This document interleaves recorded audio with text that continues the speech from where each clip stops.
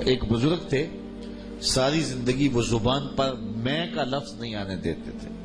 وہ فرماتے تھے اسی لفظ نے شیطان کا بیڑا غرق کیا تو یہ لفظ زبان پہ نہیں آنے دوں گا. جب کوئی بات کرنا ہوتی تو کسی اور لفظ سے تعبیر کرتے، اور انہوں نے اس بات کا التزام کیا کہ یہ لفظ زبان پہ نہ آئے. اچھا، ایک شخص نے سنا تو اس نے کہا لو، ان کی زبان پہ میں کیوں نہیں آتا، میں جاتا ہوں ان کی زبان پہ یہ لفظ آئے ہی آئے. اپنی ڈیوٹی ہوتی ہے نا، اپنا کام ہوتا ہے.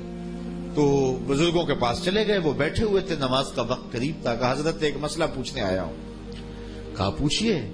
کہا کہ شیطان کو کس چیز نے برباد کیا تھا؟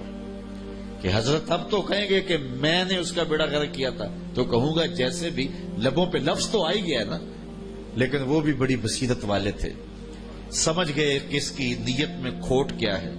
اتقوا فراست المومن فإنہ ینظر بنور اللہ. مومن کی فراست قلبیہ سے ڈرا کرو، وہ اللہ کے دیے ہوئے نور سے دیکھ لیتا ہے. تو کہا کہ بیٹے رک جاؤ، نماز بالکل تیار ہے، نماز ہو جائے گی تو پھر اس موضوع پہ بات ہوتی ہے. خیر جماعت ہوئی، سلام پھرا تو حضرت خود ہی مخاطب ہوئے کہ کسی نے پوچھا تھا کہ شیطان کو کس چیز نے برباد کیا. جواب دینا چاہ رہا ہوں کس نے پوچھا تھا. جھٹ کھڑا ہوا میں نے.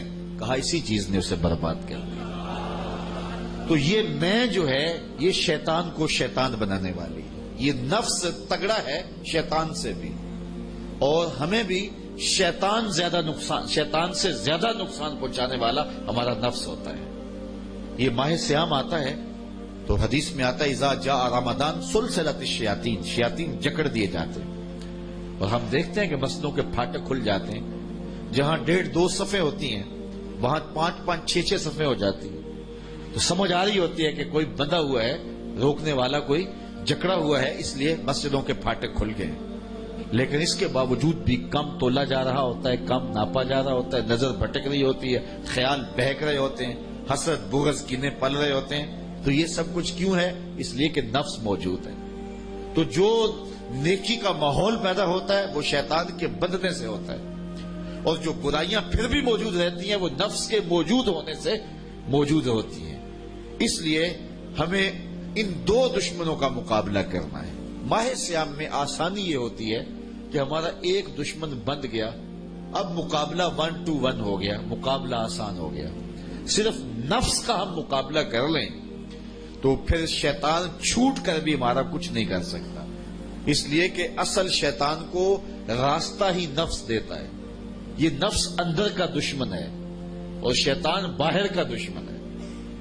اور جب تک اندر والا ساتھ نہ دے تو باہر والا کچھ نہیں کر سکتا. ہمارے دیہاتوں میں چوری ہو جائے تو بوڑھے بزرگ لوگ بیٹھتے ہیں کہ چور کہاں سے آیا، تو ایک نقطے پہ سارے متفق ہوتے ہیں کہ جو بھی ہے کوئی گھر کا بھیتی ضرور ہے، کوئی اندر کا بندہ ضرور ہے.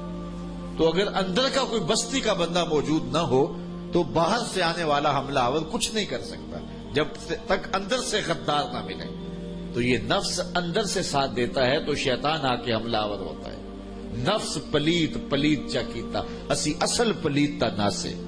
یہ نفس بیڑا غرق کرتا ہے اور یہی بہت بڑا دشمن ہے، اور یہی جادہ مستقیم سے